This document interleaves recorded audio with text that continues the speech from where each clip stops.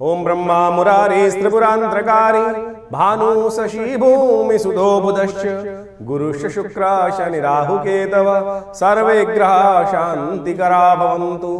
नमस्कार, स्वागत है आपका आचार्य वाणी में। मैं आचार्य डॉक्टर विक्रमादित्य आपके साथ हूँ। आज का विषय हमारा है कर्क राशि वालों के लिए जो बहुत बड़ा परिवर्तन होने का योग बन रहा है। राहु महाराज अपने महापरिवर्तन की तरफ जा रहे हैं। राहु का परिवर्तन बड़ा विशेष परिवर्तन माना जाता है और राहु का परिवर्तन अभी 18 महीने तक एक ही राशि में रहते हैं और वो एक ही गति से अपने चलने का योग बनाते हैं। यानी कोई किसको लाख परिवर्तन करने का प्रयास कर ले ना, वो नमस से होने वाले हैं नहीं। यानी जिस चाल में है, जिस ढाल में है, वो उसी गति से चलते हैं और उसी चाल से चलते ही रहते हैं। बाकी सब ग्रह कभी मार्गी, कभी वक्री, कभी उदय, कभी अस्त। राहु छाया ग्रह माने जाते हैं। बहुत सारे लोग तो इनका प्रभाव मानते ही नहीं है, लेकिन अद्भुत रूप से मान लो राहु का प्रभाव महत्वपूर्ण होता है। और आपके राहु जो पिछले 18 महीनों से जहाँ चल रहे हैं वो तो धर्म भाव में चल रहे हैं और लोगों ने इसका प्रभाव भी देखा होगा। राहु का एक बड़ा विचित्र प्रभाव है। यदि वो नवम भाव में जब चलते हैं, यदि हम कर्क राशि के संबंध में बात करें तो इन दोनों विशेष तौर पर नवम भाव में चल रहे थे पिछले 18 महीनों से। 2023 अक्टूबर में शायद आए थे और अब परिवर्तन की तरफ जाएंगे, मई में आगे निकल जाएंगे। तब से जो लोग धर्म से विमुख रहे, राहु ने उनको बहुत परेशान किया होगा। यदि धर्म, आप समझ ले, समस्या क्या होती है कि पूजा पाठ करना धर्म केवल नहीं होता। आप चले जाते हैं, मंदिर में जाते हैं, पूजा पाठ करते हैं भगवान का, लेकिन परेशानी मन में कहीं ना कहीं रखते हैं। और भगवान की प्रार्थना, सरलता, अध्यात्म को मन में रखना, सत्य भाव से धर्म का पालन करना, वो धर्म है। उसका पालन कर जितने सरल रहोगे, राहु उतना आपका नेगेटिव प्रभाव कुछ नहीं कर सकता। लेकिन यदि प्रपंच करोगे तो राहु फंसा देगा, ये सत्य रूप से मान लो। अब राहु परिवर्तन का जो योग बना रहा है विशेष तौर पर बहुत विशेष है। आपके अष्टम भाव में महत्वपूर्ण परिवर्तन का योग राहु बनाकर वक्र गति से चलते हुए 18 मई 2025 को वहां पदार्पण करेंगे और 18 महीने ही आगे रहेंगे वहां पर, 5 दिसंबर 2026 तक। और ये आपके लिए एक जबरदस्त पीरियड होगा। ये आपको शांत बैठने देने वाला है नहीं। ये लगातार आपको चलायमान करने के योग बनाता रहेगा। और यदि इस गति को आपने समझ लिया, देखिए ज्योतिष वास्तविक तौर पर ये दिखाता है कि आपका आने वाला समय कैसा है। ये आपको खाली बिठाने वाला समय नहीं है। यदि आप इस गति के अनुसार से काम करने का प्रयास कर लिए तो ये आपकी गति को, यानी आपकी शक्ति को बढ़ा रहा है, आपको चलायमान कर रहा है, परिवर्तन लाने की योग बना रहा है। प्रवृत्ति ऐसी है कि जो ट्रेवल कराएगा, इधर उधर घुमाएगा एक जगह। अब आपको उस चीज को यूटिलाइज करना है। इस चीज को यूटिलाइज करके आपने कार्य कर लिया। ये पराधीनता को स्वीकार करने वाला ग्रह नहीं है इस वक्त। राहु जो है अष्टम भाव में चले गए। अष्टम भाव बंधन का भाव है, अष्टम भाव मिस्ट्री का भाव है, अष्टम भाव भगाने का भाव माना जाता है, अष्टम भाव जेल का भाव माना जाता है। अष्टम और राहु जो है वो पाप ग्रह हैं। पाप ग्रह जो है और वो भी आ रहे हैं शनि के घर पर। सेम प्रवृत्ति वाले घर, जैसा कहा जाता है ज्योतिष के दृष्टिकोण, जैसा शनि है वैसा राहु है। तो अब अभी तक वो बैठे हुए थे धर्म भाव में, और धर्म भाव में बृहस्पति की राशि पड़ी हुई थी और वहां जो कार्य करना चाहते थे वो करने दे नहीं रहे थे। अब अष्टम भाव में राहु जाने के बाद आपकी राशि के अनुसार से यदि हम बात करें तो ये बड़ा महत्वपूर्ण योग आपके लिए बनने के योग है। ये आपको विशेष तौर पर पराधीनता स्वीकार नहीं करने देगा, बंधन स्वीकार करने नहीं देगा। यदि ऑफिस में काम कर रहे हैं तो हो सकता है आपके मनोमस्तिष्क में ऐसा भाव हो जाए, अरे जो होगा बॉस अपना घर पे, मैं तो अपने जैसे का चाल में हूं। अब ये बुद्धिमत्ता नहीं है। ऐसे में आपको ग्रह की चाल समझनी है। ग्रह की चाल, अपनी चाल में मस्त। मैंने कहा, हमने आपको समझाने का प्रयास किया कि राहु अपनी चाल में ही चलने वाले हैं। अब सामने कोई भी आए उसको रौंदने का प्रयास राहु कर सकते हैं, लेकिन आपको ना रौंद दे, इसके लिए आपको खास तौर पर ध्यान रखना पड़ेगा। वाक शक्ति जो है, जो उसका ध्यान रखना पड़ेगा। कंठ संबंधी समस्याएं दे सकता है, वाक संबंधी समस्याएं दे सकता है कि जबान पर, बुद्धि पर, जिह्वा पर राहु का नेगेटिव प्रभाव पड़ सकता है। तो क्योंकि केतु वहां द्वितीय भाव में जाकर बैठ जाएंगे साथ में, ऐसे में क्या होगा कि पता नहीं मुख से क्या निकल जाए और वो आपको वाणी दोष दे दे। बहुत सोच समझ कर आप समाज में हैं, समाज के साथ चलने का प्रयास कर रहे हैं, तो इसकी विशेष तौर पर ध्यान रखते हुए कार्य करना पड़ेगा।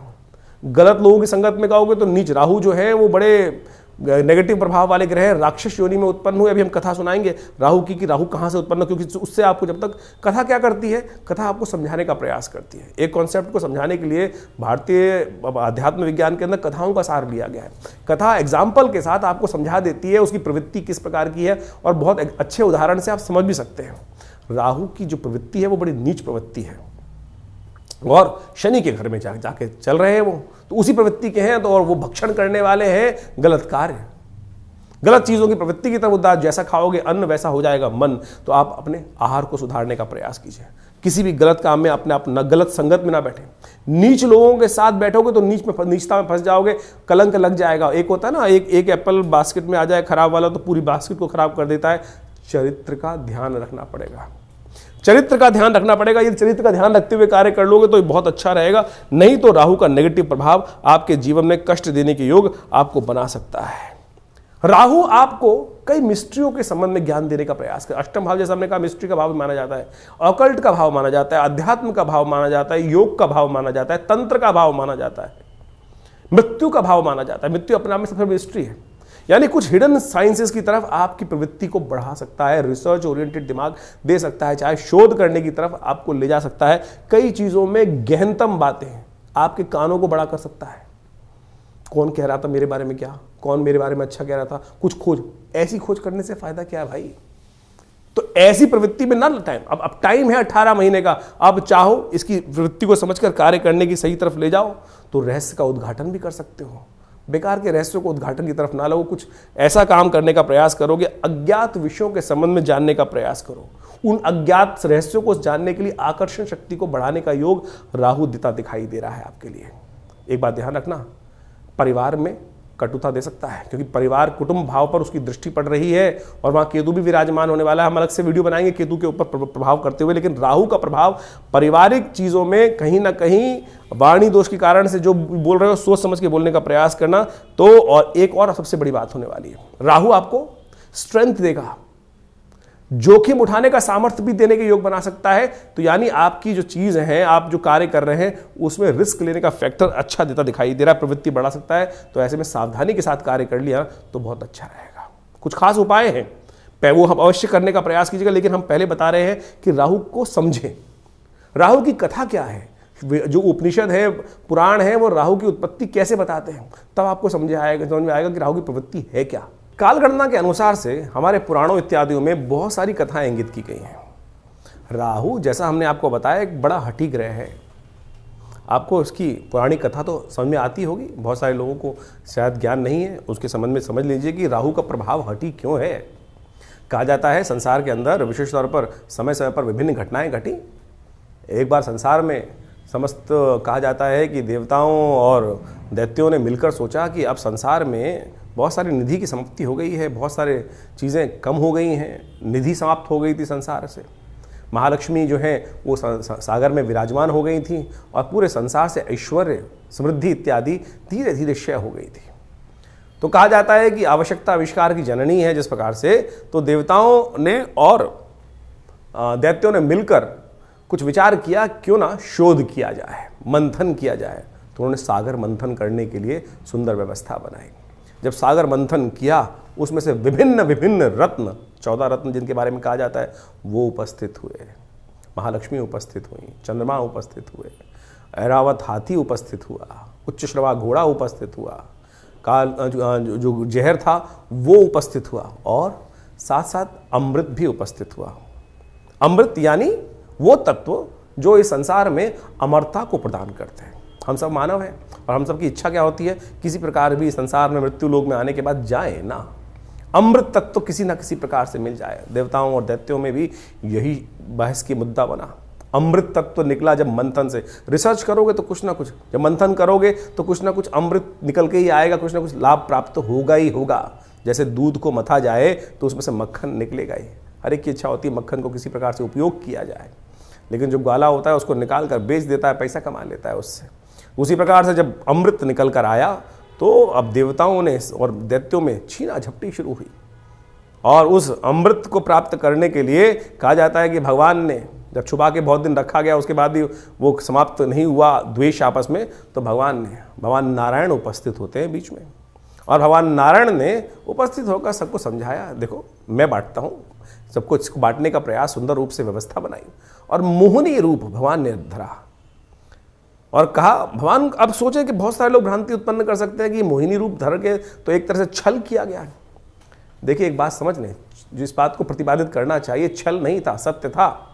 इसलिए था कि दैत्यों को अगर आप दे देते, गलत व्यक्ति के हाथ में अगर पावर दे दोगे, इस वक्त विश्व की सबसे बड़ी जो मिसाइलें हैं किसी गलत व्यक्ति के हाथ में आ जाएं तो वो क्या करेगा, विश्व को डरा धमका कर सब कुछ अपना वर्चस्व स्थापित कर लेगा। तो भगवान नारायण ने जो सुंदर व्यवस्था बनाई कि अमृत तत्व का उपयोग दैत्य किस प्रकार से करेंगे, देवता किस प्रकार से करेंगे, वो पहले से ही अच्छे से समझते थे। तो उन्होंने सुंदर व्यवस्था को बनाने का प्रयास किया कि दैत्यों को किसी प्रकार भी अमृत नहीं मिलना चाहिए। उन्होंने देवताओं को और दैत्यों को अलग अलग पंक्ति में बिठाया और कहा जाता है कि जैसे ही वो अमृत तत्व उनको पिलाते थे और देवताओं को अमृत पिलाते चले जा रहे थे, और जब अपनी माया से वशीभूत करके दैत्यों को सुरा यानी कुछ साधारण जल जो था वो पिलाते चले जा रहे थे। सबको लग रहा था कि अमृत तत्व प्राप्त हो रहा है, लेकिन भगवान का जो स्वरूप था मोहिनी अवतार में सारे संसार को मोहित कर इस प्रकार की व्यवस्था बना ली थी। कहा जाता है एक राक्षस था, शास्त्र में उसकी अनेक अनेक कथाएं हैं, लेकिन हमने जितना अध्ययन किया, स्वर्ण नाम का एक राक्षस था। स्वर्ण नाम का एक राक्षस था, उसने इस छल को देख लिया, पहचान गया भगवान को कि भगवान क्या कर रहे हैं कि देवताओं को अमृत पिला रहे हैं और जो दानव हैं, दैत्य हैं, उनको अमृत की जगह कुछ और पिलाया जा रहा है और समझ में किसी को आ नहीं रहा है।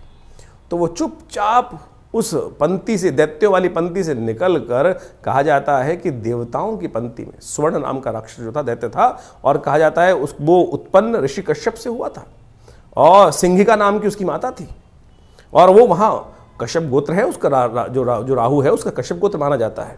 कहा जाता है कि वो वहाँ जाके देवताओं की पंक्ति में बैठ गया और जैसे ही वो बैठा जाकर और भगवान पिलाते पिलाते उसकी बारी आ रही थी, ये छल जो था, ये साप जो किया इसने, जो स्वर्ण नाम के राक्षस ने देवताओं की पंक्ति में आके बैठने का, ये पहचान लिया किसने, सूर्य ने और चंद्रमा ने। सूर्य और चंद्रमा ने ये सूचना देवराज इंद्र को दी और देवराज इंद्र ने ये सूचना जैसे ही भगवान को दी कि भगवान आप जिसको अमृत पिलाने जा रहे हैं वो देवता नहीं, राक्षस है, दानव है, स्वर्ण नाम का राक्षस है। तो भगवान ने जैसे ही पान करवा रहे थे भगवान उस देवता स्वरूप में बैठे हुए उस राक्षस को, स्वर्ण को, तो उसने जैसे ही पान किया तो भगवान ने जैसे ही उसको मुंह में जा चुका था उसके अमृत जो था, भगवान ने चक्रधारी भगवान ने चक्र चलाकर उसकी गर्दन काट दी। जो मुख था वो राहु बन गया और जो अधोभाग था वो केतु के रूप में उपस्थित हो गया। तो समझे ये स्वभाव कैसा है।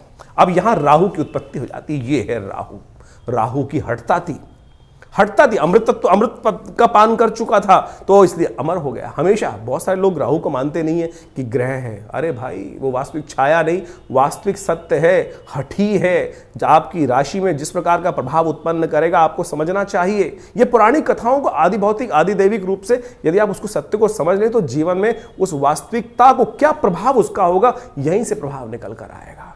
वो राहु का जो प्रभाव है छल रूप से करके, यानी क्या छला उसने, अपने उस मंतव्य को पूर्ण करने के लिए उस राक्षस योनि से हटकर देवताओं की पंक्ति में जाकर बैठ गया और भगवान तक को, सोचें कितनी बड़ी सुंदर ये कथा क्या समझा रही है कि भगवान तक को, यहां भगवान ने नहीं छला, यहां भगवान तक को छलने के लिए राहु उपस्थित हो गया। तो राहु इस प्रकार का ग्रह है कि जो आपको किसी भी धर्मात्मा व्यक्ति को छल सकता है अपनी हठता को पूर्ण करने के लिए। तो इस भाव को समझें कि राहु क्या प्रभाव आपके जीवन में उत्पन्न कर रहा है। ये हमने जो राहु का ग्रह का प्रभाव आपको बताया ना कि आपकी राशि के अनुसार से आपकी जन्मपत्री में किस भाव में कहां बैठकर किस प्रकार का प्रभाव उत्पन्न करेगा, क्या कराएगा आपके लिए। तो सत्य रूप में इस कथा को हमने इसलिए उपस्थित किया है कि वो आप समझ सकें राहु का प्रभाव नेगेटिव भी होता है, पॉजिटिव भी होता है। हर व्यक्ति के अनुसार से ऐसा नहीं है कि नेगेटिव ही होगा। तो आपकी राशि के अनुसार से जो प्रभाव हमने समझाया है उसके लिए आपको सही रूप से कुछ उपायों की आवश्यकता है। कर्क राशि चंद्र प्रधान राशि है और राहु का प्रभाव जो इस राशि पर होने वाला है, चंद्र का शत्रु है राहु। चंद्र का और सूर्य का शत्रु माना जाता है, क्योंकि चंद्र सूर्य, अभी कथा सुनाई ना हमने, चंद्र और सूर्य ने ही भगवान से जाके बताया था अरे ये स्वर्ण नाम का राक्षस क्या करने जा रहा है। तो आपको खास तौर पे कुछ उपाय करने की जरूरत है, क्योंकि आपकी राशि के अनुसार से ये राहु का परिवर्तन जो है वो बहुत विशेष होने जा रहा है। एक छोटा सा उपाय बता रहे हैं आपको। पानी संबंधित उपाय। खोटे सिक्के पड़े होंगे आपके पास घर में, कई बार जो खोटे सिक्के का मतलब पुराने सिक्के होते हैं जो चलते नहीं हैं। तांबे के मिल जाए तो बहुत अच्छे हैं। तांबे का संबंध राहु के साथ बहुत अच्छा अद्भुत माना जाता है और आपकी राशि का भी संबंध उसके साथ बन सकता है। तो एक काम करें, खोटे सिक्के कुछ घर में ला के रख लें और जब कभी बाहर जाएं तो कभी ऐसे दरिया को पार कर रहे हैं, नदी को पार कर रहे हैं, तो हाथ में लेकर अपने कष्टों को ध्यान करते हुए कि ये कष्ट जीवन से दूर हो, कभी कभी चलते पानी में उसको प्रवाहित कर दिया करें। और ये उपाय यदि कभी कभी शाम के समय आपने कर लिया, कम से कम अपने जन्म दिवस के समय घर में कोई उत्सव चल रहा हो उस समय तो अवश्य करने का प्रयास करें। हो सके तो सोमवार के दिन ये शाम के समय सूर्यास्त होने के बाद, अंधेरा होने से पहले यदि ये उपाय कभी कभी कर लें। लगता क्या है, छोटा सा उपाय है। राहु के मंत्र का जप करें, ओम भ्रांग भ्रीं भ्रौं से राहवे नमः। आपकी राशि का संबंध शिव के साथ भी और राहु का नेगेटिव प्रभाव दूर करने के लिए शिव अद्भुत है। तो जिस दिन प्रदोष हो, जिस दिन त्रयोदशी शाम के समय व्याप्त हो, उस समय विशेष तौर पर कृष्ण पक्ष में यदि उपाय करेंगे तो बहुत सुंदर माना जाएगा। ऐसे में भगवान शिव का अभिषेक जल के, गंगा जल के द्वारा अवश्य करने का प्रयास करें, दूध के द्वारा करने का प्रयास करें। ओम नमः शिवाय का जप करते हुए किसी योग्य पंडित जी को बोलिए कि भैया हमारे लिए ये विशेष तौर पर रुद्राभिषेक, सामने बैठकर रुद्राष्टध्यायी ओम गणानान्त्वा गणपति गुं हवामहे, या केवल रुद्र सूक्त के द्वारा नमस्ते रुद्रमन्यवो तोतये खवे नमः बाहुभ्यामुतते नमः, इस प्रकार से पंडित जी से बिठाकर थोड़ी देर करा लीजिए। देखिएगा ये अद्भुत उपाय आपको लाभ देंगे। आप चाहें तो आपकी राशि में तो शोध का विषय है, तो इस समय ये उपाय कर कर आप बहुत सारी समस्याओं को ठीक कर सकते हैं। इसके अलावा राहु के बहुत सारे उपाय हैं, वो भी हम आपके समक्ष रख देते हैं। यदि वो कर सकें, कुछ भी जो भी कर सकें, राहु के हम इस कार्यक्रम के माध्यम से आपके समक्ष बहुत सारी चीज़ें आपके सामने खोल के रख रहे हैं। जैसी प्रवृत्ति होगी वैसा कर लें तो अच्छा ही होगा। राहु ग्रह को ठीक करने के लिए शास्त्र में अनेक अनेक उपाय बताए गए हैं। राहु भ्रमकारक ग्रह है, राहु वास्तव में मिथ्यात्मक ग्रह है, राहु बड़ा महत्वाकांक्षी है और इन सब का प्रभाव राहु पर जब पड़ता है तो उसके लिए ठीक करने के लिए देखिए, सकल पदार्थ हैं जगमाही कर्महीन पुरुष पावत नाही, ये तुलसी बाबा ने बहुत सोच समझ के एक बात लाइन लिखी है। और उन सब उपायों को किस प्रकार से ठीक रूप से किया जाए, अब आपकी राशि के अनुसार से आपने राहु का पूरा प्रभाव समझा, कुछ विशेष उपाय भी किए, लेकिन कुछ जनरल उपाय भी हैं शास्त्र के अनुसार से। कुछ जनरल उपाय इतने बढ़िया रूप से हैं कि यदि राहु ग्रह के दुष्प्रभाव को ठीक करने के लिए, अब क्या है कि जैसे दवाइयां होती है, वो एक ही दवाई तो है नहीं कि एक ही दवाई को खाएंगे ठीक कर लेंगे। अब हर भ्रांति के व्यक्ति को ठीक करने के लिए 5 उंगलियां बराबर नहीं है, अरबों लोग हैं और अरबों लोगों के हिसाब से अनेक अनेक उपाय। किसकी भ्रांति, किसी की दीक्षा, किसी का मंत्र में इच्छा ना हो तो राहु का उपाय कैसे करेगा, किसी की किसी और चीज में इच्छा ना हो तो वो कैसे राहु का उपाय ठीक करेगा। तो हम अनेक उपाय आपके समक्ष उपस्थित कर रहे हैं। देखिए, वैसे तो सबसे श्रेष्ठ जो है वो जो उपाय है राहु के, वो तो मंत्र, दान और साथ में औषधि विज्ञान के अनुसार से जो उपाय बनते हैं वही बनाने चाहिए। 3 तरह के उपाय शास्त्र में सुंदर रूप से प्रमाणित जो बताए गए हैं, 3 कैटेगरी के उपाय, वो है सबसे पहला मंत्र, फिर दान और उसके बाद औषधि। प्रकृति से जो औषधि उत्पन्न होती हैं वो सब राहु के नेगेटिव प्रभाव को ठीक करने के लिए बहुत अद्भुत कार्य करती हैं। उन सबको सही समय पर सही रूप से कर लिया जाए तो बहुत अच्छे से लाभ मिलता है। सबसे पहले तो ये समझने का प्रयास करना चाहिए कि राहु हमारी कुंडली में नेगेटिव प्रभाव कर रहा है या हमारी कुंडली में पॉजिटिव प्रभाव कर रहा है। एक बात सीधी तरह से हम आपको सिद्धांतिक तौर पर समझा देते हैं। राहु का संबंध बिल्लियों के साथ होता है। देखिए, यदि आपकी कुंडली में राहु नेगेटिव चल रहा है तो देखिएगा आपके घर के आसपास या तो बिल्लियां रो रही होंगी, बिल्लियां लड़ रही होंगी, रात्रि में बिल्ली के रोने की आवाज़ आती है, बिल्ली के लड़ने की आवाज़ आती है, तो समझ लेना चाहिए आपका राहु का प्रभाव कहीं ना कहीं नेगेटिव चल रहा है। कहीं ना कहीं राहु का प्रभाव आपकी कुंडली में नेगेटिव है। और यदि आप अध्यात्म से विमुख हो रहे हैं, राहु का प्रभाव एक सबसे बड़ा है, राहु ग्रहण कारक ग्रह है। राहु सूर्य को भी ग्रसित कर लेता है, जैसे हमने आपको समझाया। नैसर्गिक दृष्टिकोण से सबसे ताकतवर ग्रह माना जाता है राहु ग्रह। कोई उसके आगे चलता नहीं है किसी का बस। यानी सबसे ज्यादा प्रभाव क्या होता है, सूर्य का ग्रह का प्रभाव होता है। सूर्य किसी हर ग्रह को अस्त कर सकते हैं, लेकिन राहु जिसको छायात्मक ग्रह रूप में माना जाता है, कई लोग तो मानते भी नहीं है। बहुत सारे लोग ये भ्रांति उत्पन्न करते हैं राहु ग्रह थोड़ी है, छाया है वो तो। अरे भैया, राहु का प्रभाव नैसर्गिक दृष्टिकोण से यदि आप पढ़ोगे, ज्योतिष की गणनाएं सीखोगे, तो सबसे ज्यादा नैसर्गिक दृष्टिकोण से बलशाली ग्रह जो है वो राहु ही माना जाता है। और कहा जाता है, जिस प्रकार समझें कि राहु सूर्य को भी ग्रसित कर लेता है। अभी हमने आपके समक्ष जो कथा उपस्थित करी, सूर्य राहु जो राहु है वो सूर्य और चंद्र, क्योंकि उनकी आपस में परम शत्रुता है। राहु के 3 शत्रु माने जाते हैं वैसे तो। जी हाँ, राहु के 3 शत्रु माने जाते हैं, सूर्य, चंद्र और केतु भी, क्योंकि बिल्कुल उल्टा प्रभाव है। राहु के बिल्कुल स्वभाव से उल्टा प्रभाव है केतु की, हम कभी गणना करेंगे, बताएंगे आपको। लेकिन इस वक्त समझे कि जब राहु जो है सूर्य को ग्रसित कर लेता है, ग्रहण लगा देता है। जो सूर्य सबको अस्त करता है उसको अस्त कर देता है, फिर चंद्रग्रहण लगा देता है, तो सबसे ज्यादा बलशाली ग्रह माना जाता है। तो इसका प्रभाव बिल्कुल अवश्य होता है हर व्यक्ति के ऊपर, तो इसके प्रभाव को ऐसा हल्का नहीं समझना चाहिए। तो इस प्रकार से बहुत सारे उपाय शास्त्र में वर्णित हैं, उनको हम आपके समक्ष रखने का प्रयास करते हैं। उनमें से अनेक उपाय शास्त्र के अनुसार से कर सकते हैं। अब ये बात समझे कि जो किस प्रकार से कब किया जाए उपाय। देखिए, हर ग्रह का समय है, हर ग्रह की एक दिन माना जाता है। जैसे सूर्य का सूर्यवार संडे है, सूर्य रविवार उसको बोला जाता है, चंद्रमा का सोमवार है, मंगल का मंगलवार है। इसी प्रकार से अब राहु और केतु का कोई ग्रह तो है नहीं, कोई समय तो है, कोई दिन तो है नहीं। लेकिन राहु का जो समय है वो है प्रदोष काल, सायंकाल जो प्रदोष काल है। सूर्य अस्त जब हो जाते हैं, अंधेरा नहीं होता है, जो वो करीब करीब 2 घड़ी का आसपास का समय, 45 मिनट के आसपास का समय, वो राहु का वास्तविक समय माना जाता है, जिसको पक्की शाम बोला जाता है। तो ऐसा समय जो है वही प्रदोष काल है। इसलिए संबंध किससे निकला?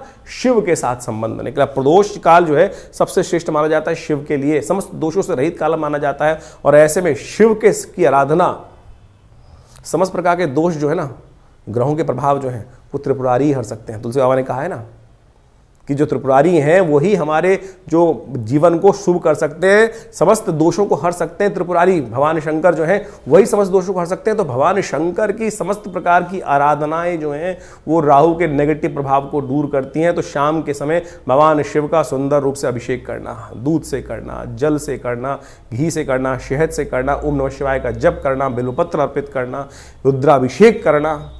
उपयुक्त ब्राह्मणों के द्वारा जब राहु का नेगेटिव प्रभाव चल रहा हो तो क्या कर लें? सबसे पहले रुद्राभिषेक कर लें भगवान का। ये बड़े सुंदर रूप से कार्य कर सकता है। और साथ साथ क्या करें? ओम भ्रांग भ्रींग भ्रौंग, जैसा हमने आपको बताया अभी कुछ देर पहले, ओम भ्रांग भ्रींग भ्रौंग से राहवे नमः, ये राहु का बहुत अच्छा मंत्र है, इसका जप कर लिया कीजिए। एक और राहु का उपाय प्रभाव बताए, राहु का मंत्र जप जो करें रुद्राक्ष की माला से कर सकते हैं, कोई दिक्कत नहीं है, लेकिन बड़े शुद्ध रूप से करें। बड़ा सीधा साधा मंत्र है, ओम भ्रांग भ्रींग भ्रौंग से राहवे नमः। एक काम और कर सकते हैं, जो पूजा वाले नारियल होते हैं ना, जब राहु का नेगेटिव प्रभाव किसी प्रकार भी ठीक ना हो रहा हो तो एक काले कपड़े में शनिवार के दिन रात्रि के समय शाम को जब सोए तो अपने सिराने 4 पूजा वाले नारियल काले कपड़े में लपेट के रख लें और सुबह किसी चलते पानी में उसको प्रवाहित कर दिया करें। यह राहु का बहुत अच्छा नेगेटिव प्रभाव को दूर करने के लिए अद्भुत उपाय है। और साथ साथ एक उपाय और हम बताने का प्रयास करें, मां दुर्गा की सुंदर आराधना भी राहु के नेगेटिव प्रभाव को ठीक करती है। एक बात और समझ लें, किसी प्रकार का तामसिक आहार, किसी प्रकार का गलत भावों में जाना, ये राहु के नेगेटिव प्रभाव को और बढ़ा देगा। राहु किसका प्रतीक है? अभी हमने आपको कथा समझाई, राहु जिद का प्रतीक है। अभी आपके मनोभाव में यदि जिद आ रही है तो यानी वो समझ लीजिए राहु नेगेटिव प्रभाव उत्पन्न कर रहा है। इतना हटी कि जाकर भगवान के उस छल को पहचानने के बाद उस भी अपनी हटता पे अड़ा रहा। देखिए सामने किससे लड़ने जा रहा था? एक साधारण राक्षस भगवान नारायण से लड़ने के लिए उपस्थित हो गया और उनके विमुख जाकर यानी अपनी हटता, अपने मंतव्य को पूर्ण करने के लिए इतना हटी राहु ग्रह है कि जाकर वहां बैठ जाता है। उसको पता था मेरा क्षय होना निश्चित है, लेकिन फिर भी दाव खेल जाता है। तो ऐसा हटी राहु ग्रह है, उसको ठीक करने के लिए गोमेद रत्न बड़ा अच्छा है। 8 रत्ती का गोमेद आप धारण कर सकते हैं, लेकिन शुद्ध रूप से मिल जाए। तो आज की तारीख में तो रत्नों का ऐसा हिसाब किताब हो गया है कि वो लैब में बनाकर लोग बेच देते हैं, फिर वो कल्चर्ड है तो क्या उत्पन्न करेंगे। इसके साथ साथ आप राहु का जो प्रभाव है वो भी उसको ठीक करने के लिए कार्य कर सकते हैं। आप एक काम कर सकते हैं, कोयला लेकर यदि शाम के समय चलते पानी में उसको प्रवाहित कर दीजिए। कभी कभी ये उपाय कर लिया कीजिए। मूली का दान करना भी राहु के लिए बड़ा अच्छा उपाय माना जाता है। एक उपाय और बताया आपको हम, बड़ा सुंदर उपाय है। देखिए राहु जो प्रभाव है ना वो भ्रम का प्रभाव है। भ्रम छाया कारक ग्रह है। राहु के उपाय को, राहु के नेगेटिव प्रभाव को ठीक करने के लिए काम कर सकते हैं आप नित्य प्रति। देखिए हमने जैसे कहा कि औषधि जो विज्ञान है वो बड़ा सुंदर है। अपने घर में गूगल की धूम्र उपस्थित किया करें। शाम के समय अवश्य काम करें कि एक कोयले का जो या लकड़ी का बना लीजिए कोयला, उसके अंदर हवन इत्यादि की सामग्री डालकर उस जो लकड़ी का कंडा है उसको रख लीजिए। या गोबर का जो विशेष तौर पर जो उपला बनाया जाता है उसमें आग लगाने के बाद उसके ऊपर थोड़ी सी गूगल अष्टगंध के अंदर आती है गूगल, एक पेड़ का गोंद होता है गूगल के पेड़ का, उसको डाल दिया जाए। यह बड़ा सुंदर प्रभाव है। राहु के नेगेटिव प्रभाव को धूम्र उपस्थित कर आप राहु के नेगेटिव प्रभाव को ठीक कर सकते हैं। राहु के विभिन्न कोण हैं। जो नैऋत्य कोण माना जाता है, वो राहु का कोण माना जाता है, उस कोण को, घर को साफ रखने का प्रयास करें। गंदगी ना रखें उस कोण को। उस राहु जब नेगेटिव हो रहा होता है, समझ लीजिए उस कोण में घर में नेगेटिव आनी शुरू हो जाती है। उस कोण में कम से कम जूते ना रखें, नैऋत्य कोण में जूते ना रखने का प्रयास करें, गंदा ना रखने का प्रयास करें। और तो और समझे, राहु का नेगेटिव प्रभाव जब हो रहा हो, घर के दरवाजे जो है वो क्या होते हैं, आवाज करने लगते हैं, ची ची ची की आवाज आने लगती है, चिटकनी खराब होने लगती है, तो उनको ठीक रखने का प्रयास करें। ये सब वास्तु दृष्टिकोण से भी बड़ा सुंदर उपाय है। इनको रखने का प्रयास ठीक करेंगे तो बहुत सुंदर रूप से लाभ प्राप्त होगा। जो आपके घर में राहु क्या है, एक नेगेटिव ग्रह है और धूम्रात्मक ग्रह है, कोशिश ये करें आपके घर में गंदगी नहीं होनी चाहिए। जैसे आपके नहाने की जगह, स्नान करने की जगह है, वहां बहुत सारी, कई बार क्या होता है, काई लगी है, कुछ लगी है, घर में बहुत सारी सीलन आई हुई है, तो समझ लीजिए राहु का नेगेटिव प्रभाव आपके जीवन में चल रहा है। उसको तुरंत ठीक करने का प्रयास करें। फटी हुई चप्पल पहन रखी है, ये राहु का नेगेटिव प्रभाव है। और अब क्या होता है कि व्यक्ति चलाए चले जाते, दरिद्रता को पाल के रखते हैं, तो ऐसे में उनको ठीक करने का आपको प्रयास कर लेना चाहिए। यदि इन सब चीजों को, हमने जो उपाय बताए, उनको आप कर लें। राहु का यंत्र अपने आप में बहुत जबरदस्त चीज है। राहु के मंत्र से करीब 18,000 मंत्र को जप करके, ओम भ्रांग भ्रीं भ्रौंग से राहवे नमः, इस मंत्र से सिद्ध करा हुआ राहु का यंत्र आप स्थापित कर सकते हैं। ये 1.5 साल तक बिल्कुल रूप घर में रखें। उसका नेगेटिव प्रभाव यदि सही रूप से जप हुआ है, बहुत सारे लोग तो जप ही नहीं करते हैं, केवल लिया और आज की तारीख में बाजार में जितने मिल रहे हैं राहु के यंत्र के रूप में उपस्थित किया गया, वो केवल आकृति नहीं है। उसको जो जैसे आप मान के चले, मूर्ति प्रतिष्ठा की जाती है मंदिर के अंदर, तो मूर्ति को प्रतिष्ठा करने के लिए एक पूरा विज्ञान है, उसके अनुसार से पूजा पाठ कर 10-12 दिन तक उसकी व्यवस्था की जाती है, तब वो प्रतिष्ठित होती है। उसी प्रकार से यंत्र भी प्रतिष्ठा करने की सुंदर व्यवस्था बनाई गई है शास्त्रों के अनुसार से, तब तो वो जागृत हुआ, नहीं तो केवल वो आकृति है, नहीं तो केवल वो कागज का टुकड़ा है या जिस पे भी बना हुआ है उसका टुकड़ा है। यदि सिद्ध राहु के यंत्र को स्थापित कर आप चांदी के पत्रे पर लगा रहे, अपने घर के द्वार पर लगवा दें, तो राहु के नेगेटिव प्रभाव को ठीक करने के लिए बहुत सुंदर रूप से कष्ट का निवारण करने का योग बन जाता है। तो ये छोटे छोटे उपाय हम आपको बताने का प्रयास कर रहे हैं। एक काम और कर सकते हैं आप, तांबे के लोटे में जल रखकर रात्रि में रखिए और सुबह सुबह उसको किसी कटीले वृक्ष में डाल दिया करें। ये राहु के नेगेटिव प्रभाव को दूर करने के लिए सबसे अच्छा उपाय माना जाता है। वट वृक्ष का संबंध राहु के साथ भी माना जाता है। वृक्षारोपण, किसी देवस्थल पर जाकर आपके द्वारा कोई वट वृक्ष लगाएं और घर के नैऋत्य कोण की तरफ लगाने का प्रयास करें। घर के नैऋत्य कोण की तरफ यदि आप कोई ऐसा बड़ा विशाल वृक्ष लगाकर दूर, घर से दूर, पार्क इत्यादि में नैऋत्य कोण की तरफ चलते हुए लगाएं और उसको नित्य प्रति पोषित करें, तो ये राहु के नेगेटिव प्रभाव को ठीक करने के लिए बहुत अच्छा उपाय कर सकता है। सीधे साधे उपाय जो हमने आपके समक्ष उपस्थित किए हैं, ये करेंगे तो बहुत अच्छा रहेगा। सबसे बढ़िया श्रेष्ठ उपाय भगवान शिव की आराधना, तिलोदक, तिल के जल से तिल मिलाकर उसके द्वारा भगवान का सुंदर अभिषेक, भस्म के द्वारा भगवान का अभिषेक करना, ये समस्त चीज़ों से राहु का नेगेटिव प्रभाव, देखिए इतने उपाय हमने आपको बताए, इनको समझ लीजिए, करेंगे तो बहुत सुंदर रूप से आपके नेगेटिव प्रभाव को ठीक करने के लिए राहु अद्भुत रूप से आपकी सहायता ही करेंगे, लाभ ही देंगे। तो ये आपने राहु का जो प्रभाव है आपकी राशि के अनुसार से समझा, लेकिन जन्मपत्री तो है, पूरे बहुत सारे ग्रहों का, योगा योग का प्रभाव है, वो उसको समझना चाहिए। लेकिन एक स्पेसिफिकली ग्रह भी परिवर्तन कर जीवन में वारे न्यारे कर सकता है, इस बात को हमको समझना चाहिए। जन्मपत्री जो है बहुत ही वृहद वर्णन है ज्योतिष का, और उनमें अनेक योग आपकी जन्मपत्री में बने होते हैं, और जिनको विभिन्न शास्त्रों में, पाराशर, जैमिन इत्यादि विभिन्न ऋषियों ने, विभिन्न संतों ने समय समय पर ज्योतिष के जो प्रकांड पंडित थे उन्होंने उपस्थित किया है। और उन सब ग्रहों की स्थिति को समझकर, यदि उन ग्रहों की स्थिति को समझें और उनका प्रभाव समझें, और उसका प्रभाव हमारे पर किस प्रकार का होने वाला है, हम जिस वक्त जन्म लिए हैं, हमारे जन्मपत्री में जो ग्रहों का प्रभाव है वो किस प्रकार का है, यदि उसको सही समय पर समझ लिया जाए तो आने वाले समय को सही से समझकर जीवन के बहुत सारे कष्टों को दूर कर सकते हैं। कई बार क्या होता है कि जब भाग्य में बहुत कुछ कष्ट लिखा होता है तो हम सही जगह पहुंच नहीं पाते हैं। इसलिए भाग्य को, ज्योतिष विज्ञान जो है, ज्योतिष को विज्ञान कहा जाता है, ज्योतिष को शास्त्रों में जो विज्ञान की बात की गई है, देखिए सोचें कि आज नासा की जो गणनाएं हैं वही हमारे ज्योतिष शास्त्र की गणनाओं को बिल्कुल मैच करती हैं। चाहे वो ग्रहण का प्रभाव हो, चाहे वो ग्रहों की दूरी हो, चाहे वो ग्रहों की गति हो, चाहे वो ग्रहों का जिस प्रकार से अस्त होना, दिखाई देना, किस प्रकार का योगा योग बनना है, कब, आज नहीं 100 साल बाद का भी गणना ज्योतिष शास्त्र के अनुसार से बताई जा सकती है, और वो बिल्कुल एग्जैक्टली मॉडर्न एस्ट्रोनॉमी के पॉइंट ऑफ व्यू से बिल्कुल एग्जैक्ट बैठती हैं। तो आप इस बात को सत्य रूप में समझ लें कि ज्योतिष के प्रकांड पंडित जिन्होंने इस संपूर्ण ज्योतिष विज्ञान की संरचना अनादिकाल से करी, अनादिकाल से, कोई इसको गणना की जाए कि 100 साल, 500 साल पहले, 1000 साल पहले या 2000 साल पहले, नहीं, अनादिकाल से भारत के अंदर वेद विज्ञान के अनुसार से जो सृष्टि संवत लिखा गया है वो करोड़ों में है, और उसके अनुसार समझ सकते हैं कि हमारी काल गणना बिल्कुल एग्जैक्ट कहाँ से रही। हम विकसित थे, विकसितता की तरफ चलते चले जा रहे हैं, और ज्योतिष की महत्ता इसी बात से प्रपूरित हो जाती है कि ज्योतिष की जो गणनाएं हैं वो बिल्कुल आज मॉडर्न साइंस के अनुसार से एग्जैक्ट बैठती हैं। तो इस बात को हमें ज्योतिष विज्ञान को समझना चाहिए और ग्रहों की गणना के अनुसार से चीज़ों को समझते हुए कार्य कर लेते हैं। बहुत सारे लोग विडंबनाएं मन में उत्पन्न कर सकते हैं कि सब बकवास है, कुछ नहीं है, क्या नहीं है। ऐसे तो मॉडर्न जो हेल्थ पॉइंट ऑफ व्यू से जो मॉडर्न विज्ञान है उसके अनुसार भी बहुत सारी चीज़ जंजाल बन जाती हैं। और लेकिन जब भाग्य होता है तो सही दिशा सही डॉक्टर पे व्यक्ति पहुंच जाता है और उसके द्वारा बताए गए निदान को प्राप्त कर कर आरोग्यता प्राप्त कर लेता है। वही ज्योतिष विज्ञान है कि सही समय पर हमें सही समय की चाल समझ में आ जाए और उसका प्रभाव हमारे जीवन पे किस प्रकार का प्रभाव होने वाला है वो समझ में आ जाए, तो हम जीवन के वारे कष्टों को दूर कर सकते हैं, वारे न्यारे कर सकते हैं। तो इसलिए अपनी जोरम पत्री को समय समय पर दिखाते रहना चाहिए। ये जो हम लगातार संवाद आपके समक्ष अपने चैनल के माध्यम से उपस्थित करते रहते हैं, बताते रहते हैं ग्रह गणनाओं के बारे में। अब देखिए यहाँ पर तो राशि के अनुसार ही बताना पड़ेगा, यहाँ तो ग्रहों की चाल के अनुसार ही बताना पड़ेगा। क्यों? क्योंकि अरबों लोग हैं संसार के अंदर, हर एक का भाग्य अलग है।